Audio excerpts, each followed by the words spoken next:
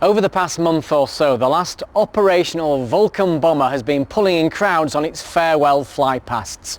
As this veteran of the Cold War and the Falklands campaign comes to the end of its flying life, Danny Savage tells its story as we join the Vulcan on its final flight. A chilly October day at Robin Hood Airport near Doncaster. People have travelled from far and wide to get here. There's an air of anticipation and sadness, because today is the very last time that a Cold War relic will take to the sky over Britain. They've come to say farewell to the last flying Vulcan bomber. It's like the Harrier, the Lightning, the Vulcan. They're iconic aircraft, you know, and the kind of aircraft that we're never going to build in this country again. It really is an icon at the end of an era. She's just a beautiful, unique lady, isn't she? This should really be called the People's Aircraft. It may be painted in RAF colours, but it's owned by a charitable trust. And the real legacy could be found in the bomb bay, because here are the names of thousands of people who've paid money over the years to keep this aircraft flying. Why? Because they love it. The equation is small amounts of money, but from loads of people, hundreds of people. And that's the way it worked. The public wants to see her fly. Its beautiful lines have thrilled crowds at air shows for the last 8 years. It's been termed the Vulcan effect, moving grown men to tears.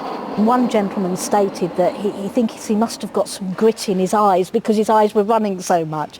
And genuinely, I've seen that effect every year.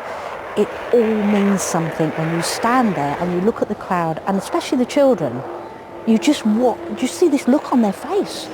And it's just, well, starstruck, I suppose. And of course, there's its unique sound.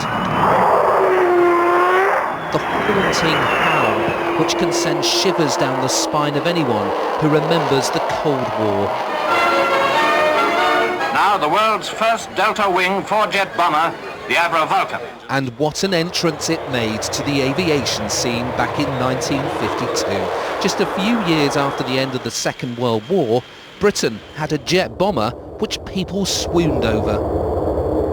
An early display pilot was told off for rolling a Vulcan because it was behaviour unbecoming of a bomber. Although the crowd loved it.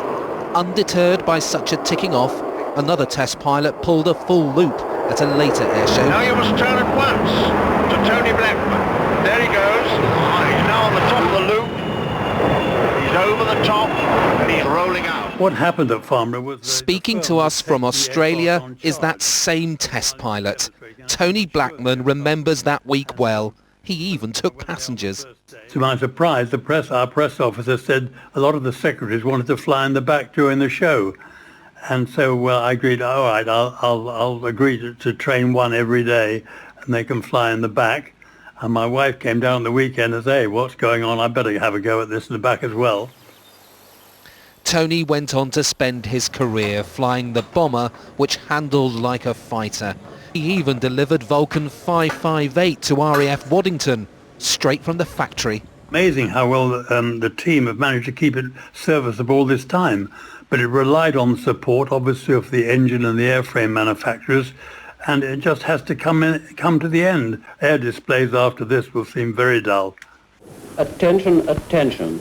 This is the bomber controller. The operational role of the Vulcan in its heyday, though, is sobering. The bomb bays of the B-Force received their thermonuclear cargo. In the age of mutual assured destruction, its crews would have been tasked to kill millions of people with nuclear bombs.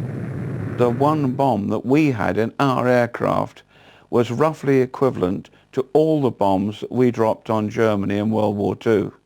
All of them. Peter West was on duty in November 1962 when we stood on the brink of World War III. So missiles of 1,500 miles range and more were pointing at American cities. The catalyst was the Cuban Missile Crisis.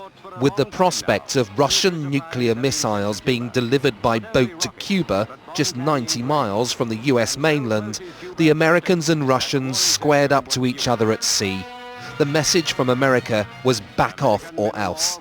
And so close is Cuba to the States that the warning system would be useless. As the standoff continued, the Vulcan bombers sat at airfields with their nuclear payloads, ready to go at a few minutes' notice.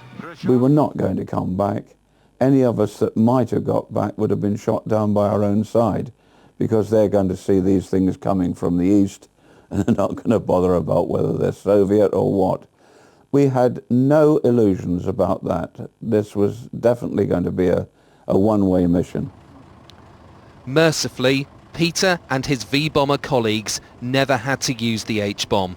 But the Vulcan did go to war in the Falklands campaign in 1982.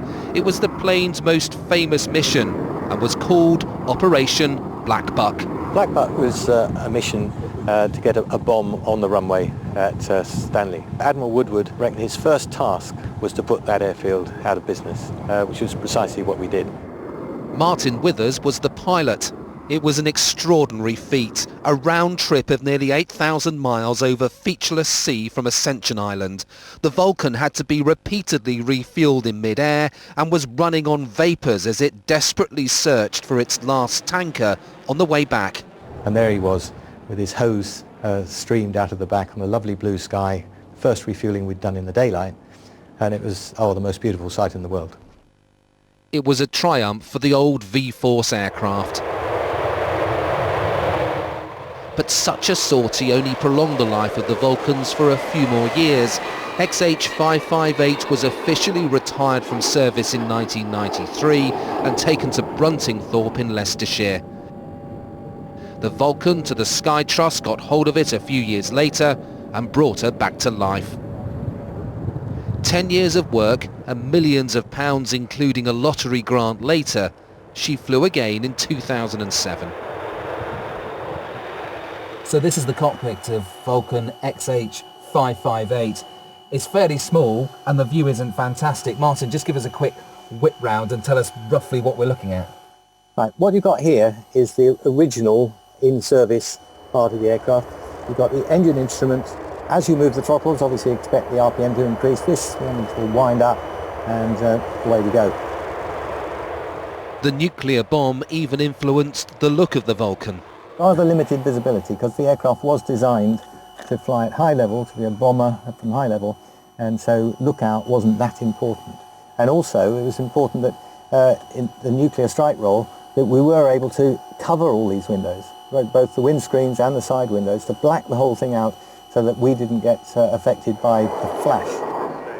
It's estimated that 20 million people have seen her, but with the expert help to keep her flying safely no longer available, her time in the sky has come to an end.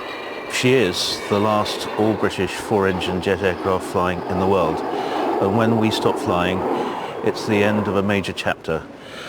And I think that's what people react to. They look at an achievement from an era when we led the world, and there's some nostalgia there.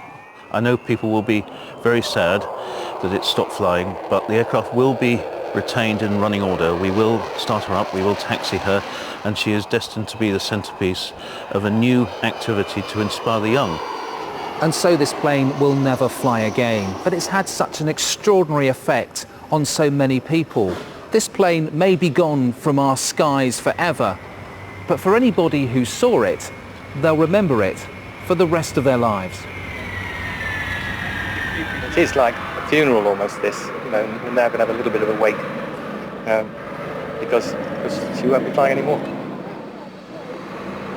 Maybe make me cry now.